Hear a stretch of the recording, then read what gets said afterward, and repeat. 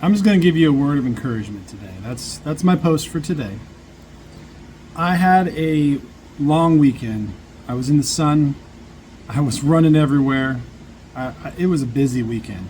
I was focusing on not eating as many carbs. I was focusing on trying to make sure that the fats I was eating were the healthy fats, the monounsaturated, and that kind of thing. I was looking for a lot more variety in my food, and I didn't do great, but I did okay, and I really put protein first, reduced the carbs.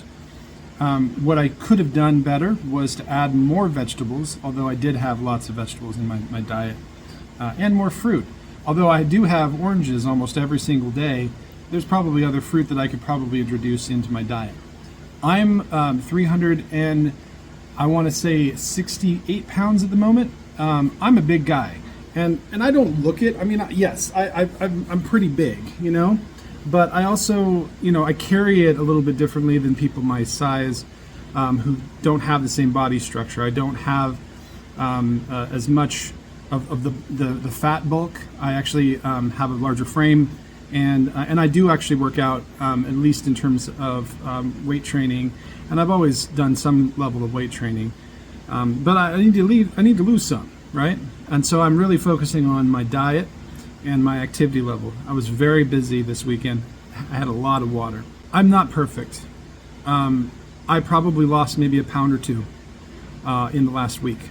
But honestly, that's on track. I want to lose about 2 pounds a week. And where I gained back weight, a couple weeks ago, and then had to, backtrack back to it. That isn't because I'm lazy, although I, probably am at some level. I'm a level of lazy. Also, my body just doesn't agree with me. And I don't care really what people who are like the weight specialists and the trainers and that kind of thing will tell you is the answer to somebody who's online, because guess what? You don't know that person other than what they have in their videos. My body, which I've been arguing with for decades, probably my whole life, has a specific way it works. I don't digest well. I have a weak sphincter on the bottom of my esophagus, which allows regurgitation to happen. Happens a lot. It's called acid reflux and other forms of reflux.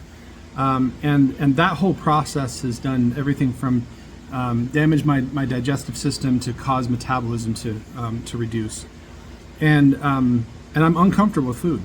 But I also have an eating disorder, and I don't have the diagnosis yet. I'm trying to get that. But I've known I've had it for decades, and it's an impulsive binge eating. It's not something where I eat the wrong kind of foods and I can't help doing that. It's that part of my ADHD is that I'm very impulsive, and one of those impulses is I see something that hasn't been eaten. I don't want it to go to waste and end up eating it. It's just an honest thing. And if we're not honest with each other, this is my encouragement for this week. If we're not honest with each other in terms of what our relationship is with food, what our relationship is with our bodies, then we never improve that relationship. We haven't established it, so it doesn't technically exist yet. If you have no relationship with your body, then you are passing acquaintances or complete strangers. And that's a problem. So work on that. Don't work on everybody else's get thin quick, or they're fix to your problem. You need to have a relationship with your own body and figure out your fixes. Now, some of that stuff would work if you had the right relationship to maintain it. I've gone through so many, diets and exercise, routines and all the other things that I could go through in order to lose the weight, and I still have not. After years of being this weight, and I wasn't always this weight. I was lower. I think my lowest was about 212, if I remember right, as an adult. But that was a long, long time ago, before any of my children, before any of my jobs that I've had. But I was still an adult. I was about 19 at that time.